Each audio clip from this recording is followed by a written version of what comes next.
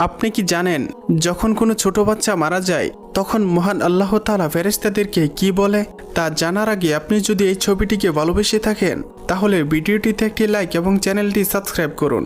এবং আপনার কি হজ করার ইচ্ছে আছে? তাহলে কমেন্টে লিখুন ইনশাল্লাহ।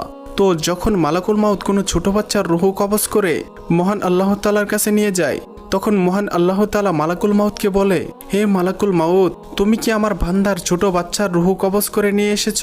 তখন মালাকুল মাউত বলে, জি হ্যাঁ। তখন আল্লাহ তাআলা পুনরায় বলেন, তুমি কি আমার বান্দার কলিজার টুকরাকে নিয়ে এসেছ?